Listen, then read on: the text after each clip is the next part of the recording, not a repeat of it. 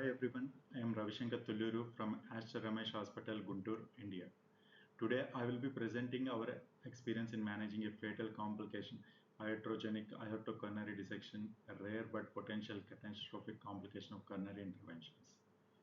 All these cases were managed during my tenure at Christian Medical College, Vellore, India, and I would like to acknowledge my co-authors and mentors for the guidance and support in the management of these cases. And we have published the case series of the four cases in the Journal of American College of Cardiology case reports in the year 2025. You can go through it if you want to access it. Coming to the case per se, the topic iatrogenic aortocoronary dissection is a rare but potentially life-threatening complication of coronary intervention and very rarely with a diagnostic angiography. It is often under-recognized with a reported incidence of approximately 0.02 to 0.1% and a mortality rate of 5 to 10%. Why this complication happen? Iatrogenic aortocoronary disease results from unintended intimal injury to the coronary artery or the aortic root itself, most commonly due to the deep catheter engagement, fixed contrast injection, or aggressive device manipulation. All these factors in combination or alone can cause this dissection. And the risk is particularly high in complex coronary anatomies such as chronic total occlusions, heavily calcified lesions, tortuous vessels, and osteal diseases. Procedural factors such as forceful catheter manipulation, high pressure dilatation, and guide wire related injuries can further increase the likelihood of the dissection.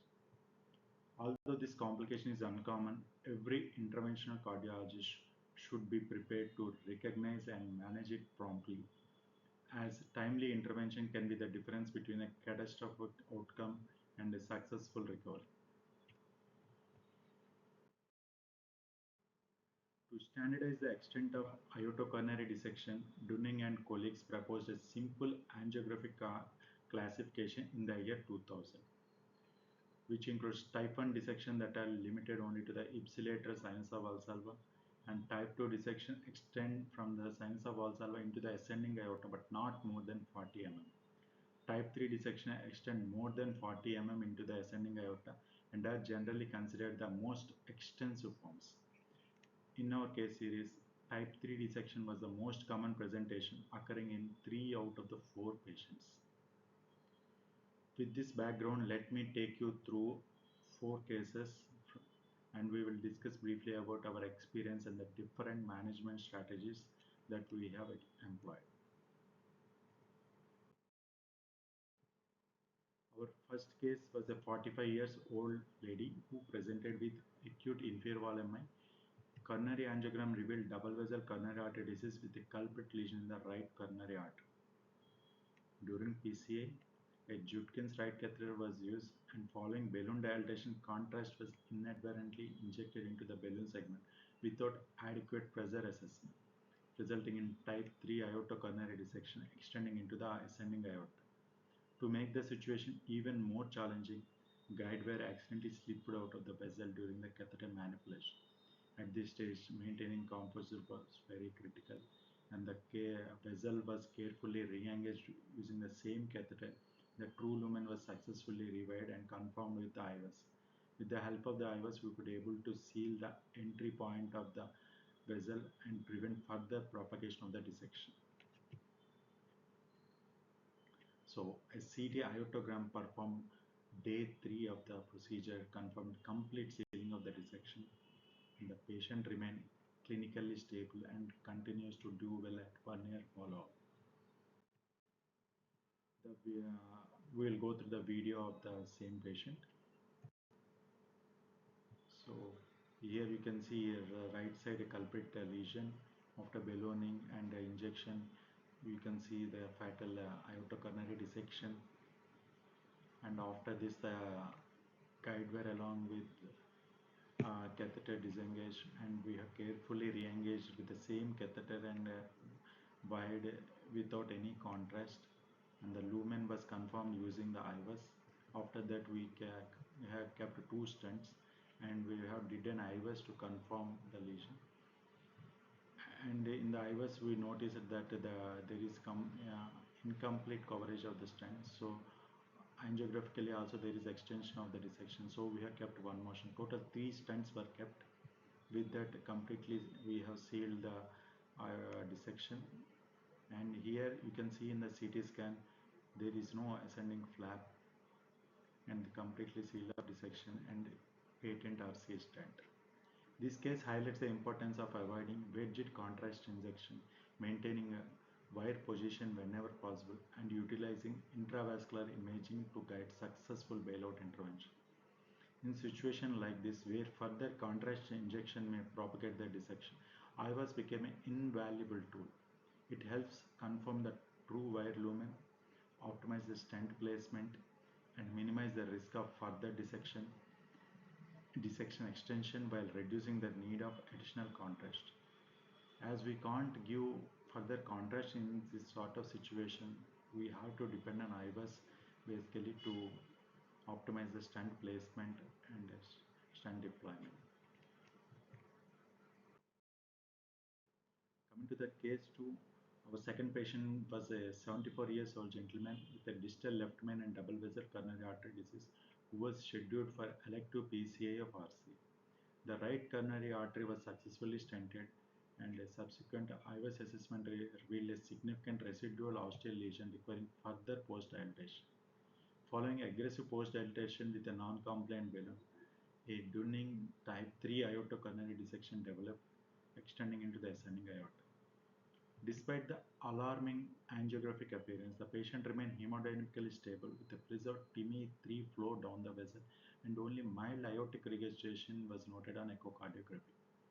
Given the absence of ongoing ischemia, flow limitation, or dissection progression, we opted for a conservative strategy with strict blood pressure control using levodopa and anti-G infusion, along with close echocardiographic monitoring. A CT angiogram done subsequently at the end of the day demonstrated a partially thrombosed false lumen without further extension. The patient remained asymptomatic and clinically stable at 6 months follow-up. Let me take you through the angiographic video of the same patient. Here you can see the right side lesion after stenting and post-dilatation after IVAS. Here you can notice the dissection formation, and we have balloon occluded the stent for some time, and we have brought down the BP to almost 110 systolic and maintain it for at least 20 minutes. Here, despite extensive angiographic appearance, the patient remained hemodynamically stable with preserved coronary blood flow. Serial angiography showed no progression of dissection. Therefore, a conservative strategy was chosen with blood pressure control and close observation.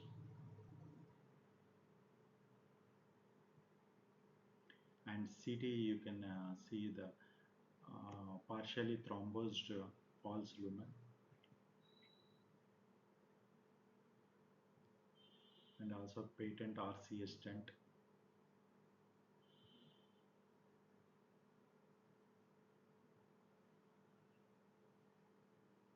And there is a mild aortic regurgitation which is same like before. So this case illustrates the management decision should be guided by clinical stability and coronary flow rather than angiographic extent alone.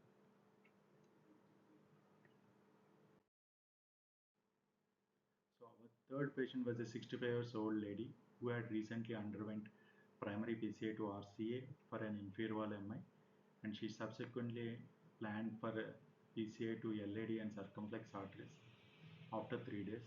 After successful stenting of both LAD and LCX, further post dilatation was performed. During the post dilatation, the catheter was pulled into the left main, and inadvertent contrast injection while the catheter is within the left main resulted in during type 3 dissection originating from the left main coronary artery and rapidly propagating into the ascending aorta, resulting in compromised flow in the LAD. Accidentally, the guiding catheter came out along with the wire came out of the engagement, and there is no flow in the LAD. Recognize the potential for extensive myocardial, immediate action was taken, and the left main was carefully rewired, and bailout stenting was performed from left main to LAD, and we have successfully sealed the entry point. Final angiogram demonstrated complete sealing of the dissection with the restoration of normal blood flow. serial echocardiography showed no progression of the dissection and no significant aortic valve involved. The patient remained clinically stable at a 6 months follow-up.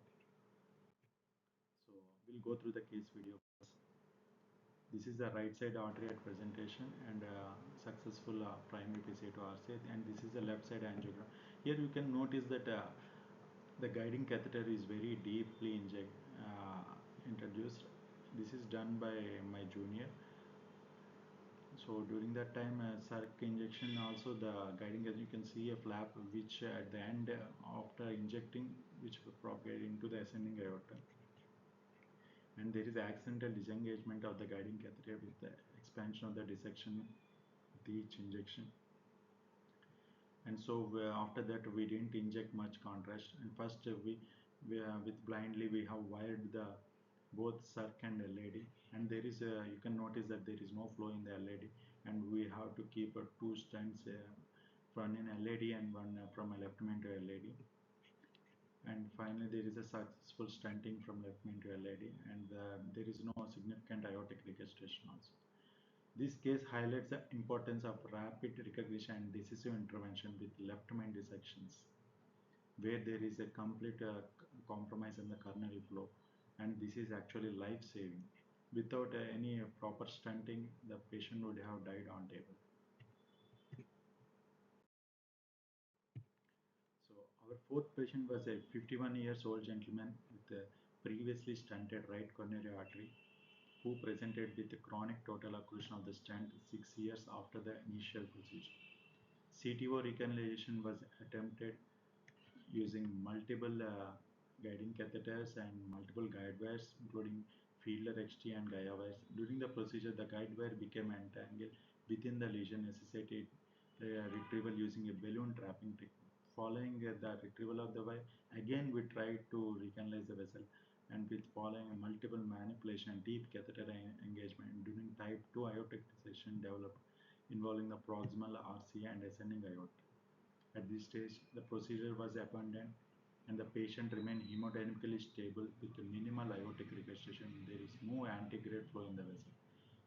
As the RCA territory was chronically occluded, conservative management was chosen, and serial echocardiography demonstrated gradual regression of the dissection flap, and follow-up cardiac MRI performed 6 weeks after the procedure to know the viability of the vessel, confirmed complete healing of the dissection without any progression, and a non-viable RCA territory.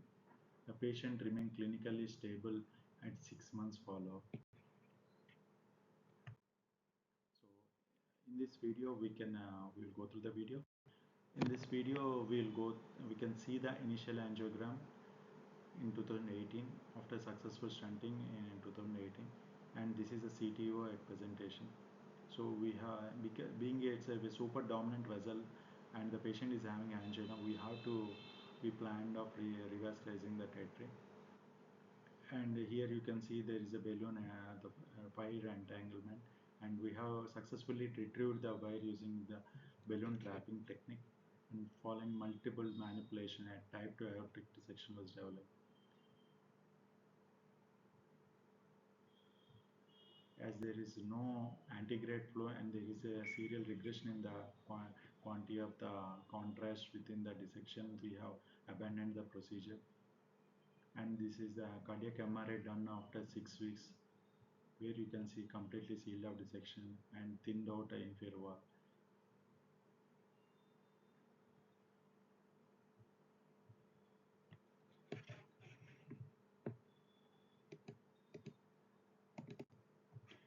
This case emphasizes the challenges of CTO interventions and highlights how repeated catheter and wire manipulation can predispose to iatrogenic aortocoronary dissections. So, all cases at a glance, looking at all the 4 cases together, right coronary artery was involved in 3 out of the 4 patients, and type 3 dissection was a predominant pattern, and half of the patients required a stenting while remaining half was successfully managed conservative. Importantly, none of the patients required surgery and there was no mortality in our cases.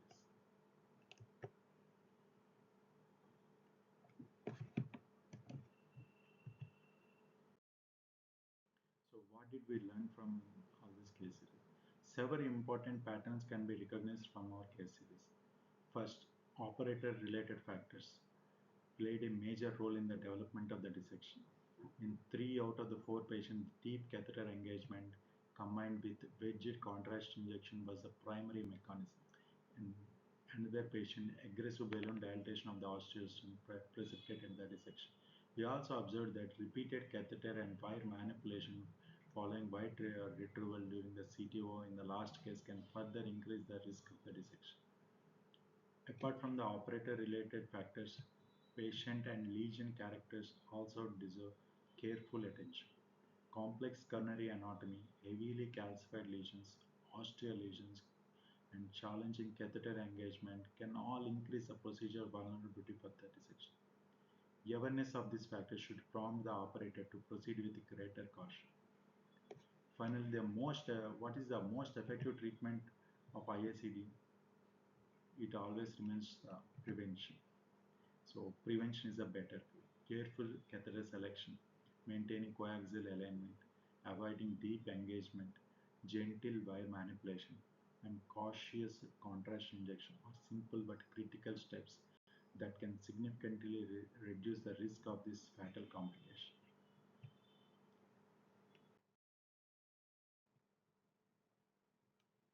So this is the management algorithm we propose for the management of a iatrogenic aortocoronary dissection. It should be primarily guided by clinical stability rather than angiographic extent alone. The first priority is to prevent further propagation by minimizing contrast injection, maintain wire position whenever possible, and immediately assessing the patient hemodynamic status. Transthoracic echo should be performed early to evaluate for aortic regurgitation, pericardial effusion, and potent antiplatelet agents such as glycoprotein 2b3 inhibitors should be discontinued if feasible. So, three critical factors should be assessed: progression of the dissection, severity of the aortic regurgitation, and the presence of cardiac tamponade. If cardiac tamponade, immediate pericardial stenting should be performed. And patients with hemodynamic compromise, ongoing ischemia, impaired coronary flow, progressive dissection, or significant aortic involvement generally requires intervention, either osteostenting to seal the entry point or in selected cases surgical repair. In contrast, stable patients with preserved coronary flow and no evidence of progression can often be managed conservatively, as in our 204 patients with close monitoring and serial echocardiographic surveillance. Our case series demonstrate that both payload stenting and conservative management can achieve excellent outcomes when carefully selected according to the patient's clinical condition.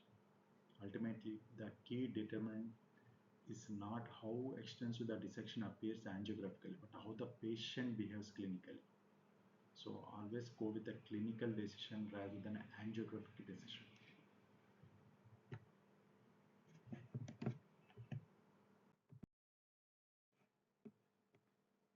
In summary, prevention, vigilance, and technical precision remains the cornerstones of successful IACD management. Thanks to the World Congress of Cardiology for this opportunity and the staff at CMC Value for their invaluable support in managing these cases. For the detailed clinical course and discussion, please refer to our full manuscript in JOG case reports. We welcome any questions or feedback at ravitulluru@gmail.com. Thanks to one and all for this patience listening. Thank you.